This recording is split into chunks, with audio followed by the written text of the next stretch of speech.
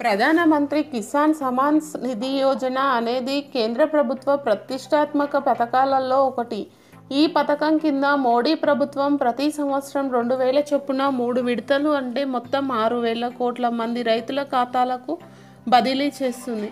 ఈ పథకం కింద ఇప్పటి వరకు మొత్తం 15 వాయిదాలను రైతుల ఖాతాలకు బదిలీ చేశారు.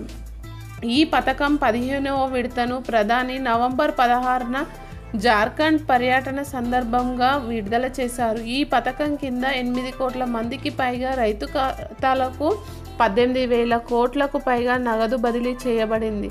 ఈ సొమ్మును నేరుగా లబ్ధిదారుల ఖాతాలో జమ చేశారు. ముఖ్యంగా పేద రైతుల కోసం పీఎం కిసాన్ పథకం ప్రారంభించబడింది. ఈ పథకం కింద రైతులు వ్యవసాయంతో పాటు తమ అవసరమైన ఖర్చులను తీర్చుకోవడానికి ఈ పథకం కింద వచ్చిన మొత్తాన్ని ఉపయోగించవచ్చు. ఈ పథకం ప్రయోజనం వ్యక్తికి బదులు మొత్తం రైతు కుటుంబానికి అందుబాటులో ఉంటుంది. ఒక కుటుంబం నుండి ఒక వ్యక్తికి మాత్రమే ఒక భూమిపై పథకం ప్రయోజనాన్ని పొందగలరు. ప్రభుత్వ ఉద్యోగం చేస్తున్న వ్యక్తి, ఈపీఎఫ్ఓ సభ్యుడు, 10,000 కంటే ఎక్కువ పెన్షన్ పొందుతున్న వ్యక్తి, ఎంపీ, ఎమ్మెల్యే మొదలైన వారు ఈ పథకం ప్రయోజనాన్ని పొందలేరు.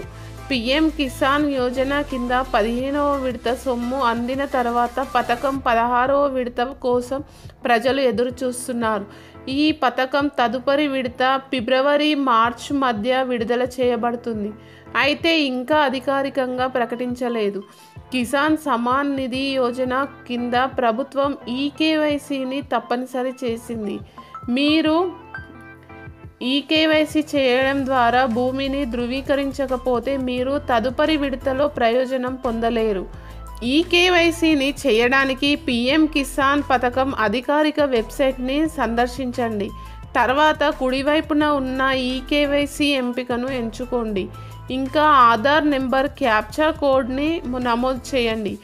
ఆపై ఆధార్తో అనుసంధానించబడిన రిజిస్టర్డ్ మొబైల్ నెంబర్ను నమోదు చేయండి. గెట్ ఓటీపీపై క్లిక్ చేయండి. మీరు తదుపరి స్వీకరించే ఓటీపీని నమోదు చేయండి. మీ ఈకేవైసీ పూర్తవుతుంది.